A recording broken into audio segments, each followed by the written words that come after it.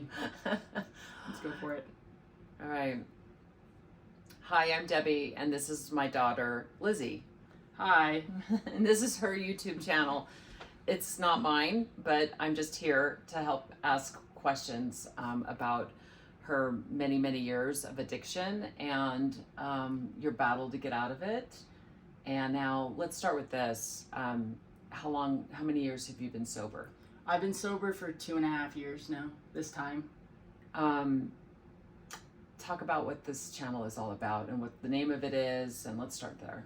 Yeah, so this is called North of Rock Bottom. I named it that just because I feel like going up north, or north is upwards, and, hitting rock bottom, like, all you can do is go up. So, I've hit rock bottom more than a few times, and they say every time you hit rock bottom is worse than the last. So there's always a lower rock bottom than where you think you're at. So for this first episode, and by the way, how many years sober? 2.5. 2.5 years, sweetie. Congratulations. Thanks, Mom. For this first episode, Liz wants to talk about how it all started, and I'm just going to guide her through some of the conversation and the questions, because I think, well, first of all, I've been there for a lot of it with you, so I kind of maybe know some of the questions to ask, but I'm also here to learn. Yeah, absolutely. Along the way, because there's a lot that I don't know. Do you think it's anything you don't feel comfortable answering? Don't answer it. We'll just skip to the next question in my mind. But for this first episode, what we're going to talk about is, like I said, how it all started and when you kind of knew there was an issue, an addiction. But I also think it's really important to start with what your addiction was all about. Like, what were you addicted to? So your viewers can understand, like, what was your, I guess, drug or alcohol of choice? Yeah, so alcohol was my drug of choice. I've never actually done, anything else other than alcohol. It consumed my whole life though, and I think back when I first got sober, the first time ever, in 2017, I think it wasn't taken as seriously as it is today. Alcohol just wasn't the hard drug. It wasn't heroin or fentanyl or meth or, if you're an alcoholic, especially at the age of 21, like, people are like, oh, she just partied too hard in college and now she's in rehab for it, or whatever it might be. But, as the time has gone on and the years have gone on, this next go around of relapsing and getting sober, it's like alcohol is taken way more seriously, and it needs to be taken more seriously than it is. So that's my DOC is alcohol. But I think everybody who has an addiction to something can all relate to everyone else. Was there a particular kind of alcohol that you leaned into? No, it shifted through the years. Did it?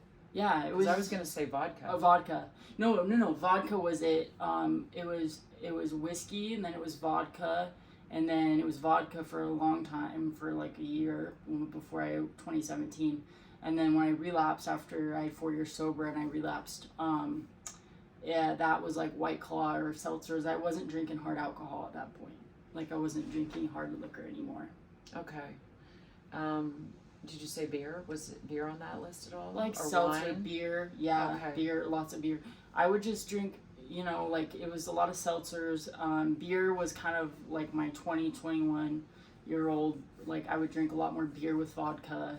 And then relapsing after 4 years, it was White Claws or seltzers, things like that. Okay. Well, thanks for sharing that, because I think that's also important to kind of get an idea of, like, what direction you were going with that. So take us back to how it all began. So I would say it began in high school. Like, it really did, because there I would get blackout drunk, and it wasn't that I was doing it every single day, but I think drinking the amount that I was so young, and that was, mainly vodka, or like the cheap vodka they'd buy us from the store and give it to, like, people who were over 21 would buy us. I would just drink way too much, and like I would just black out, and like I would drive like that. Like, I didn't see there being an issue when I was 16. So I think it altered like my brain chemistry overall as I've gone through school and learned about the addiction of the brain. I think that had a huge part to do with it. It wasn't that I was like drinking every single day like I got to when I was like about 20, but it was when I did drink, it would be every night that I possibly could with my friends. And then, you know, when my life kind of got flipped upside down, like you and Dad found out about a lot of the stuff I was doing, then I stopped drinking, and I didn't drink until college. And then that's kind of where it really got out of hand because you guys weren't there to like patrol me.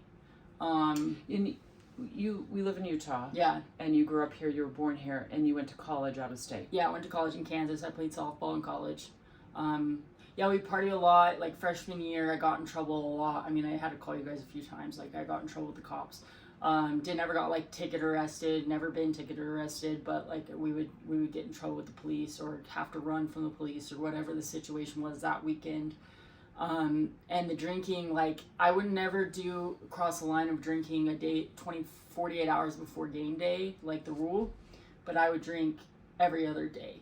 Every other time that we didn't have a game, like I would drink up until the cutoff of when we stopped drinking. So there's a couple of things I want to go back and ask you Yeah. about. The one thing is, you said as you were going through college and classes, and I mean, I know where you're at in life now, which is just leaps and bounds. You've made so much great progress. But explain how you went back to school and you got a certification to help others who are dealing with addiction.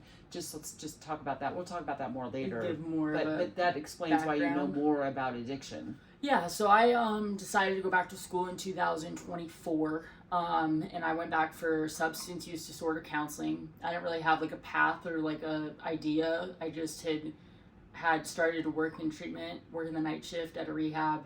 It was my first time getting a job in treatment, and it's not that I loved the place, but that I loved what I did and like loved working with clients that just needed someone who believed in them and could, you know, help them along their route like the same way that people helped me. So I ended up going back to school as a substance use disorder counselor. I graduated in May of 2025. That's awesome. So that's a huge accomplishment for me. Mm-hmm. And then I'm going to school to be a therapist at UVU. So I'm starting school again in the fall. At Utah Valley University. In Utah County. Okay, yes. That's amazing. Your dad and I are so proud. We're so proud. Okay, so let's go back now. When you were in college, at what point did you think, and maybe it wasn't when you were in college, but what point did you think, oh, this is an addiction I'm an alcoholic? Oh, it was probably not until like I was home. It was like I was drinking every single day and night, and then I got foot surgery my sophomore year. I remember that. The thing was my coach was like one mess up and you're out of here. That's a lot of coaches. Yeah, right? it's for anybody in the college experience, that's how it is, right? I got in trouble with the cops twice in a week at the end of the school year, and he said, I want to bring you back, but one more mess up. And so I stayed sober for a good 4 or 5 months into the season of my sophomore year. I ended up I had a hurt foot. I had to get surgery in the off season. Then I started drinking really badly again. That was when I kind of dabbled in, like I was taking my pain medication while drinking, which one night I thought I was overdosing, and so I never took pain meds ever again after that night, but it was definitely really scary. But I ended up drinking every single day for months, and then I quit the team for a bunch of other reasons, and I ended up staying in Kansas, getting a job at a bar there, pretty much becoming like the loser of Colby, Kansas, like everybody else there, and no offense, but and getting drunk every day and drinking in my room by myself and working at the bar, and just like literally like the low life in me came out when I was 19, and then came home. But I want to just say, just working at a bar doesn't necessarily make you. No, I just think my situation was. You put yourself in that situation. It's not about working at the bar. It was like how you were the handling bar, life. the town, what I was doing, the way I was living my life, who I was hanging out around. Like, I chose this, like, ghetto, low life, like, small town Kansas lifestyle. Why do you think you did that? Why do you think?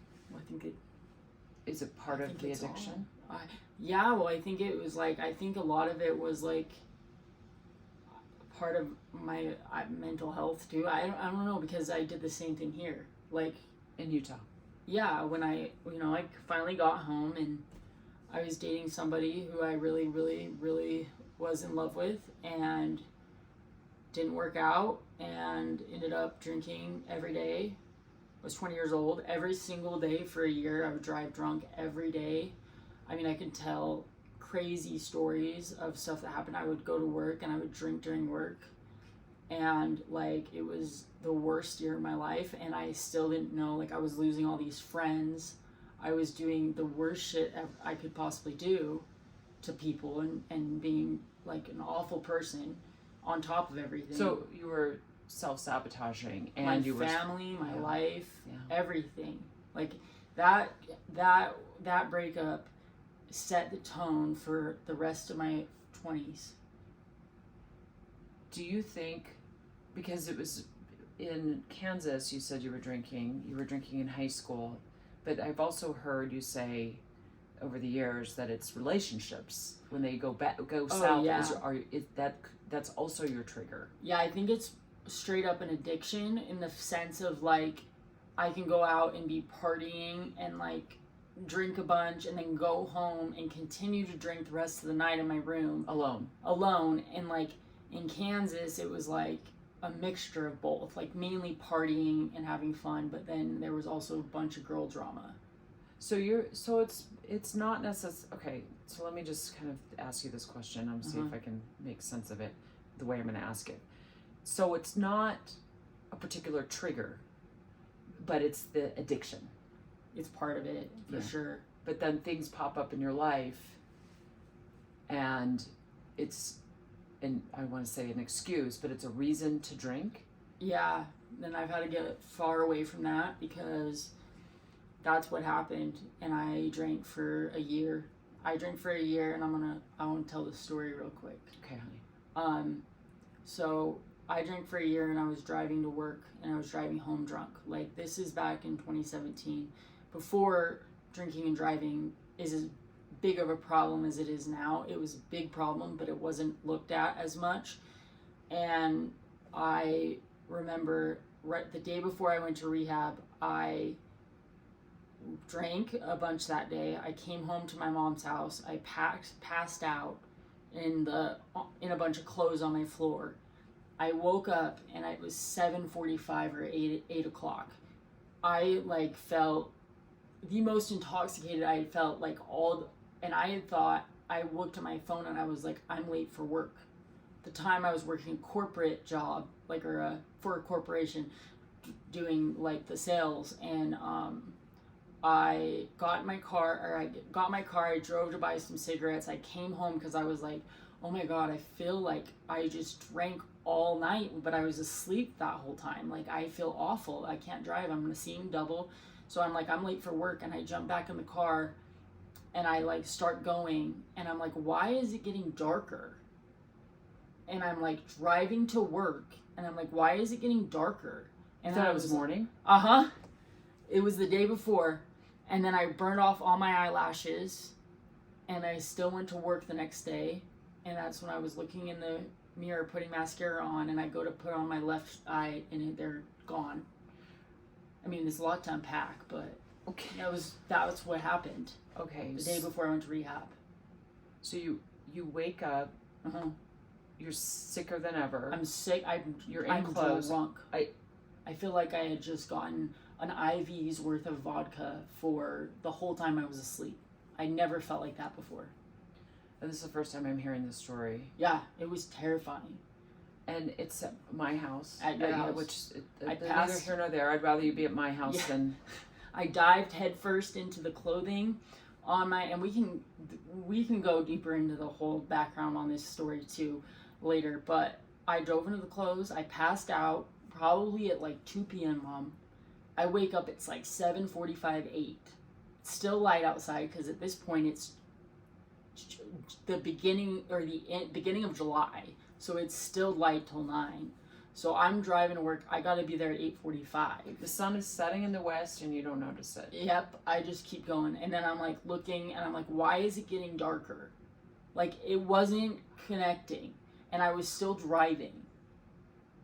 And it was like, oh my God. Like I turn around and I go home because I'm like, oh my God. I look at the clock on my thing and it's 8 p.m. And I'm like, holy shit. So I turn around, I go home, burn off all my lashes, go to work the next day. You never get stopped by the cops or anything. Never got stopped by the cops. Did you ever feel like I shouldn't be doing this? That's the thing is like, we've had this conversation. And I have to say that like when